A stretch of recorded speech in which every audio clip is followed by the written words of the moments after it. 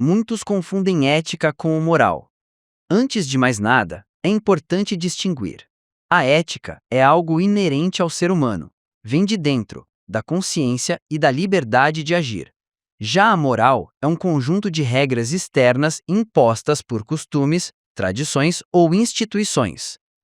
Uma ação descompromissada que produz o bem é ética.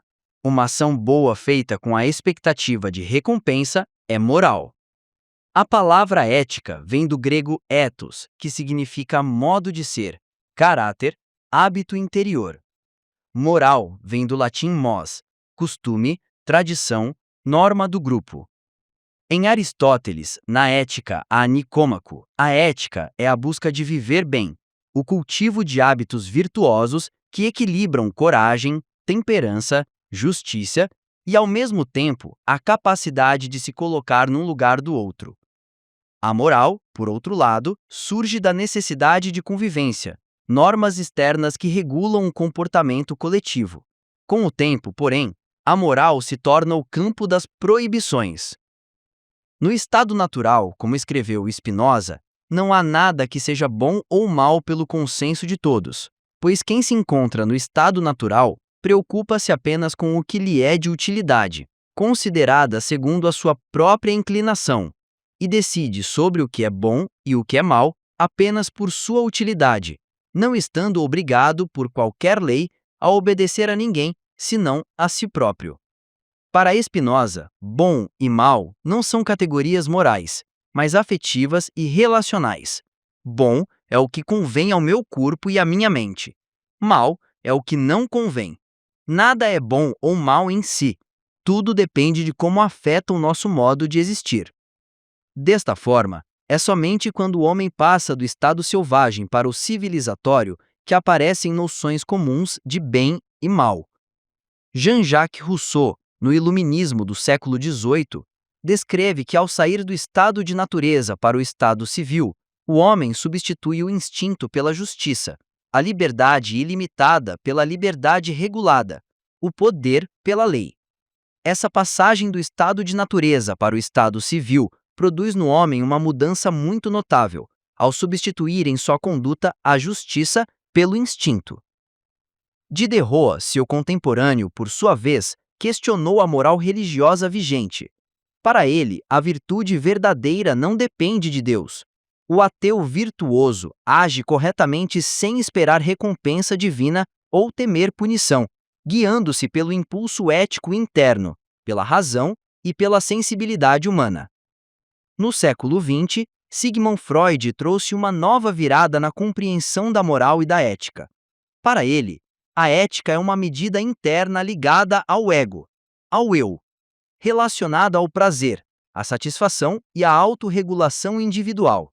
A moral, por sua vez, nasce do superego, a instância psíquica que internaliza normas, culpas e repressões sociais, garantindo a convivência e o controle dos instintos. Segundo Freud, o homem não nasce neutro, possui impulsos que precisam ser regulados pela civilização, e é essa regulação que cria o campo da moral, enquanto a ética permanece como orientação interna do indivíduo. Herbert Marcuse, discípulo crítico de Freud, observou como a civilização moderna aprofundou essa repressão. Ele explica que o homem animal, tal como Freud o descreveu, converte-se em ser humano somente através de uma transformação de sua natureza. Faz parte da natureza humana o princípio do prazer, que busca a satisfação imediata. A civilização, no entanto, o transforma no princípio da realidade. O prazer imediato é adiado. O júbilo lúdico converte-se em esforço e trabalho. A receptividade dá lugar à produtividade. A ausência de repressão se submete à segurança e à ordem social. Marcuse detalha que o indivíduo compreende, de forma traumática, que a plena e indolor gratificação de suas necessidades é impossível. Assim, aprende a substituir o prazer momentâneo, incerto e destrutivo pelo prazer adiado, limitado, mas garantido pela estrutura social. Roberto Freire, influenciado por Reich, enfatiza que a ética não nasce apenas de instintos ou regras internas. Ela se constrói também através da educação. Desde cedo, o ser humano aprende a perceber o impacto de seus atos sobre os outros, a cultivar hábitos de solidariedade, empatia e responsabilidade. A ética, assim, é ensinada e vivida. Não é apenas uma lei interior, mas um exercício contínuo de atenção e cuidado com o próximo. Nesse sentido, a ética se manifesta em gestos simples do dia a dia: uma mão estendida, um olhar que acolhe, uma ação que considera o bem coletivo. É a prática do que chamamos de viver bem e colocar-se no lugar do outro, conectando-se com o mundo não por imposição externa, mas por consciência e escolha. A moral moderna, portanto, cria um espaço em que o ser humano se auto-observa, internaliza normas e modula seus instintos para que a sociedade funcione, mas ao custo da repressão de sua natureza instintiva. Em resumo, vemos que a ética nasce com o homem, como um impulso interno de agir bem e de se relacionar com o mundo e com os outros.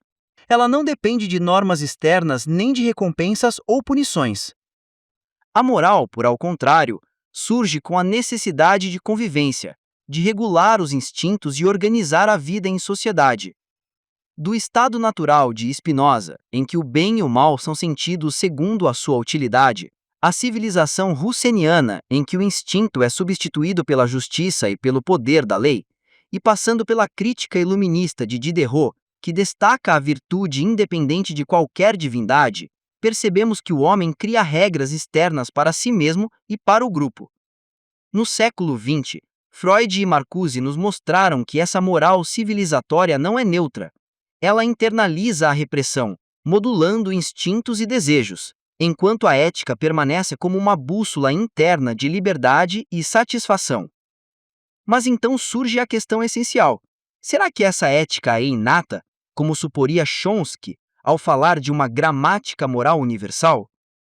Ou será, como diria Sartre, que o homem não nasce ético, mas se faz ético, construindo a si mesmo a cada escolha, a cada ato, a cada negação e afirmação de si? Talvez a resposta esteja entre ambas: a ética como semente e como obra. Algo que nasce conosco, mas só floresce quando nos tornamos responsáveis pela própria liberdade.